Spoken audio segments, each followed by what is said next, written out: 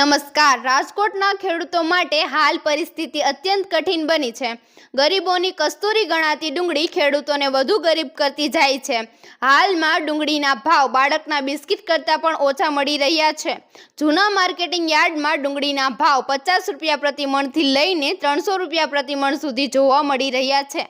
એટલે કે નબળી ડુંગળી માત્ર 3 રૂપિયા કિલો, જ્યારે સારી ગુણવત્તાવાળી ડુંગળી માંડ 15 રૂપિયા પ્રતિ કિલો વેચાઈ રહી છે. ખેડૂતો વ્યથા વ્યક્ત કરતા કહે છે કે આટલા ઓછા ભાવમાં તો બાળકનો ભાગ પણ નથી આવતો, છતાં અમારે અમારો માલ વેચવો પડે છે.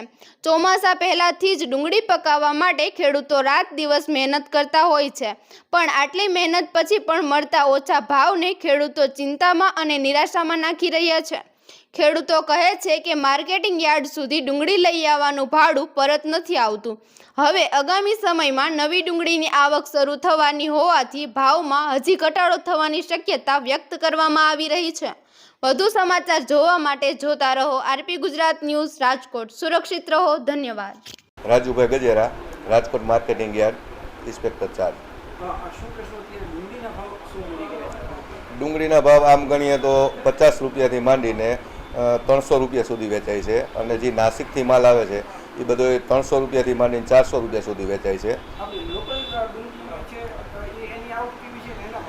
આપણી લોકલ ડુંગળી 2 થી 3 દિવસે એકવાર ઉતરાય આપી છે. 7,000 થી 8,000 દાગીનાની આવક છે.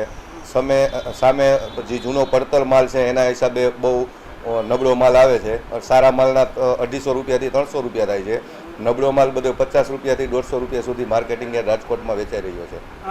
આમ ગણીએ તો અત્યારે જે ડુંગળીનો સ્ટોક ગયા વર્ષનો પુષ્કળ પડેલો છે ખેડૂત પાસે, અને નબળા માલ ઝાઝા આવે છે, સારા માલ ઓછા આવે છે, અને બજારમાં માંગ ઓછી હોવાથી ડુંગળીની ભાવમાં થોડોક ઓછો ભાવ આવે છે. આવતા દિવસોમાં તો જૂની ડુંગળીમાં ભાવ હજી આથી નીચો જવાના શક્યતા છે, અને દિવાળીની આજુબાજુ નવી લાલ ડુંગળીની આવક ચાલુ થઈ જશે.